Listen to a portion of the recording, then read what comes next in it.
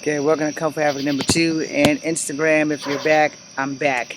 I didn't know how long I had on Instagram, but my phone is dying, so you might be like 3 to 5 minutes short by the time I get done talking. I may have to end it because my phone is dying. So for Kung Fu Africa number 2, so this is your full details about your size and your skill level and how those are the most important things in a fight, or not so much your size versus your skill level, which is what I meant to say. Alright, so your fighting experience and your skill level, they're one and the same. Alright? And when you go reading these cards in like UFC and shit like that, okay, so you have a guy, I say, both of the opponents are 6 even, and I mean height wise, and their fights, you have one guy who's 5-1, you have one guy who's 5 even. All wins by knockout. The guy 5-1 had all wins except for one, and one was by knockout. So, in that situation, if each one's 6 foot tall, each one's weighing about $150, and one of them's gonna have a little bit longer reach. That's pretty much how that works, you know. They're gonna give you, y'all know how fucking stats work. Come on, don't make me try to explain that shit to you, but you know how stats work. So after you read the stats, you're pretty much in the same weight class regardless, even if the guy is like 6'1¼ versus the other guy who's just 6'1". Alright? So, you know, it's like, alright, he's 6'1" and he has an extra quarter. So he's not 6'1½", he's not 6'2", he's just barely on the cusp of being 6'2". But their reach is like both 96 inches or some shit.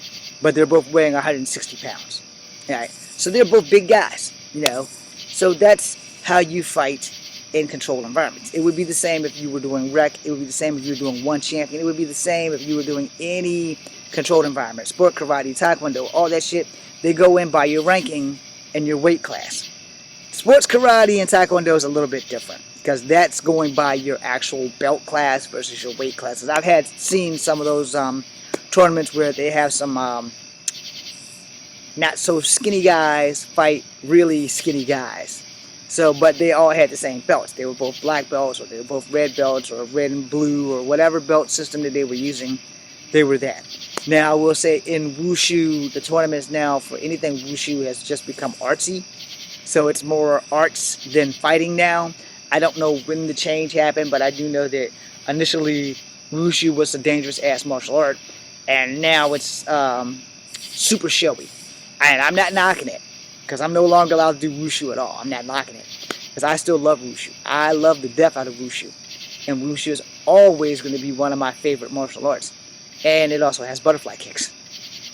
Alright, I'm also going to do a video in the house about that as soon as I find a video about the butterfly martial art style. So anyway, yeah, the whole thing is that when you are in the tournament style fighting, for like UFC full contact, it's going to be about your weight class.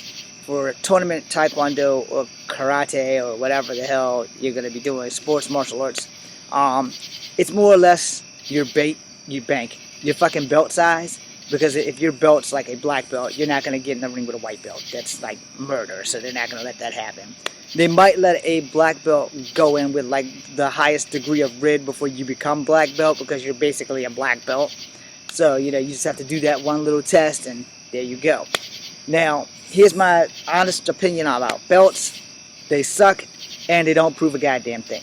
Because you can be a cool-ass black belt and show off and do all that shit that you do for combat or sport martial arts, and wind up coming out on the street and bumping into somebody like me, and I can either get really lucky or I'm going to be really skillful and I'm going to win the fight. And you're going to be pissed off because you'll be like, I'm a black belt. I should really whoop this guy, no problem. Be like those Chinese movies. Translation, you are a black belt, and you are a red belt. So, let's see who has the best skill set. And then the red belt wins, and everybody's like, how do you only have a red belt? I thought it was my favorite color. No. But all jokes aside, you know, when you are going to fight in these tournaments and shit, you know, you're going to fight, if you're doing sports karate or taekwondo or judo or anything like that, it's not going to be weight class. It's going to be more about your belt ranking. Where if you're in like UFC or MMA or some shit like that, it's going to be about weight class. But what they fail to tell you in that whole thing is your skill set is also evaluated in there, which goes back to we have a good fight if we have two guys who are 5-0, both 5-0, both got 5 wins. Let's say all of them about knockout. So you know that when you put your money down on one or the other guy, you're going to be looking for a knockout. The guy in the ring is going to be looking for a knockout. So you're going to be expecting, I put $90 on this guy. I'm hoping this guy knocks this other guy out in the first round. And that's depending on how the betting shit works. I don't know how this shit works. I'm not a gambler. It's a big ass bug on my screen. Anyway, on both screens. Go away, Moth. Go call Mothra or something. Anyway, God, I wish you guys could see this damn thing. He's a huge sumbitch. Well, Instagram can see it.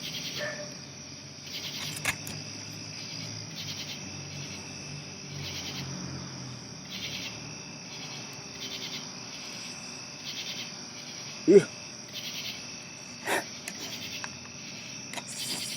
Sorry. Sometimes I do random shit.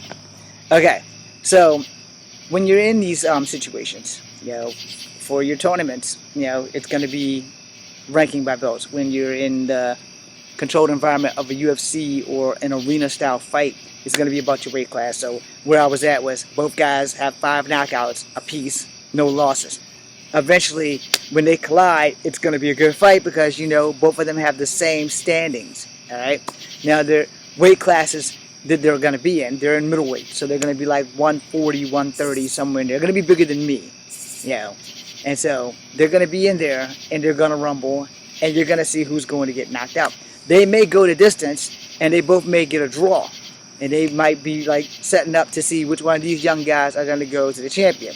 Now, the difference in like UFC and MMA and shit like that is that there's no triple threat matches. All right, there's no triple threat matches, so there's no way that you're gonna have 3 guys that are all 5-0 in a ring fighting for the championship because it's a 3-on-3 or 1-on-1 situation, and it's highly unlikely. Where in wrestling you can have a triple threat match for the championship or whatever, but UFC and stuff you can't. And the reason for that is it's an undetermined factor, and honestly, they've never done it. So, and if they have done it, I slept through it. Or I was in the army, one of the two. But as far as I know, they've never done it. I've only known wrestling to have triple threat matches in combat. So, wrestling, triple threat match, you got 4 or 5 people watching and writing everything down. And then you have the 3 participants. So, if I'm having, let's say, because I'm looking forward to this, let's say we have Asuka versus Sasha versus Alexa Bliss. Let's say we got those 3 in a match. Asuka and Alexa Bliss might double team Sasha Banks.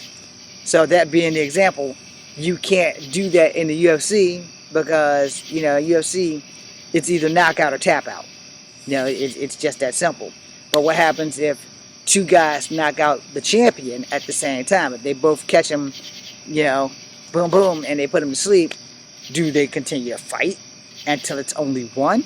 What the fuck would they do? Well, in wrestling, if one guy pins one of the other 2 guys, the match is fucking over.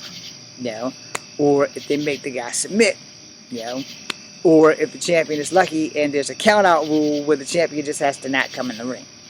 Ding, ding, ding. They were the champion. They defended the championship without fucking defending the championship, which is fucked up, but that's kind of how that shit works. So, your skill level in a UFC environment is going to determine whether you win or whether you lose. And the reason that is really quite simple. Like I said, you got 2 guys, 5-0 each. Each of the 5 wins are by knockout. So you're going to have one hell of a fight on your hands, and everybody who put their money in, they're going to get their money's worth. These guys are going to go the distance, or they're going to go 1 or 2 rounds, get tired, and somebody's just going to get knocked the fuck out. It happens. However, if they go the distance and they get a draw, it sets it up for, now you got to fight for your position on who's going to fight the champion. So if both of you guys are second best and you're tied for second place, I don't know how they would work that out. I guess they would have to fight again, or maybe it'll be the champion's choice, or maybe it'll be like, all right, so we'll give you guys the best of 3. So if you guys went all 5 3-minute rounds, and there was never a knockout. It was just, you both knocked each other down once in each round. So that's 5 3-minute rounds. One guy got knocked down 3 times because, it's 5 rounds. So that means the guy who got knocked down 5 times is knocked down a notch on the peg, and the guy that's up would go against the champ. Now, I can't say that's how that works, but that's how I figure it has to work on some level like that. Because if you fight to a draw, what the fuck happens next if you're in the UFC or MMA?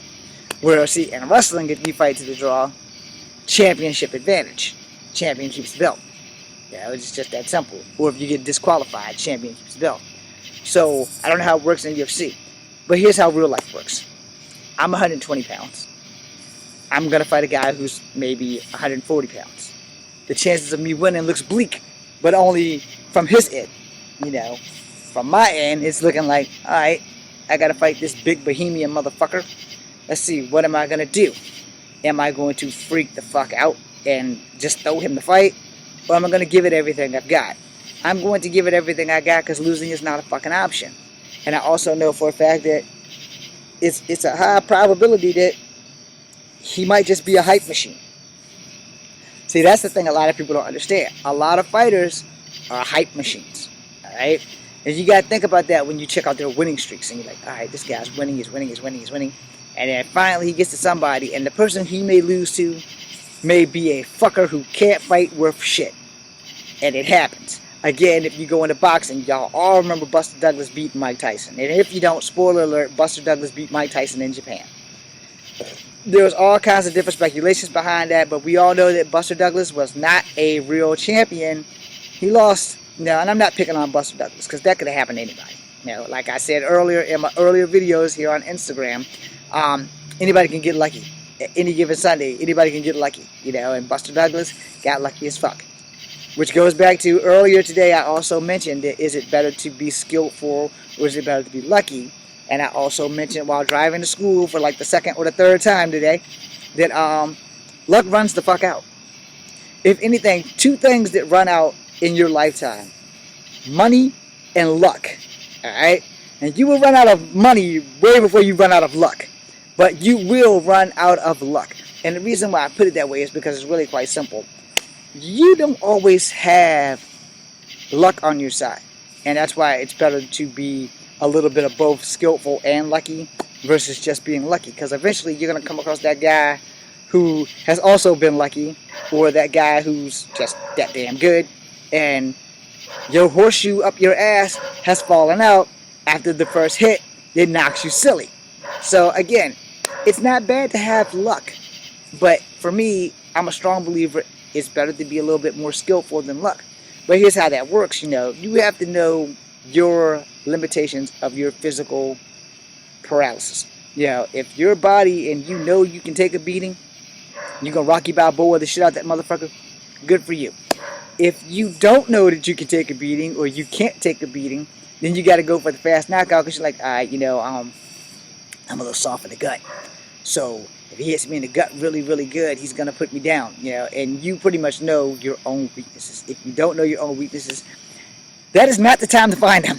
That is really not the time to find out. If you are in the midst of a championship match where it's you versus the champ, and you're weak in the gut, and the champ doesn't know that you're weak in the gut, don't give it away by constantly protecting the gut, But protect the gut without letting them see how you're protecting the gut, alright? Because a lot of people are weak in the gut, and sometimes sit-ups doesn't help, But if you're strong in the gut and you're strong in the chin, then you got a good shot of not only taking the championship from the guy, but going the distance, maintaining and beating him.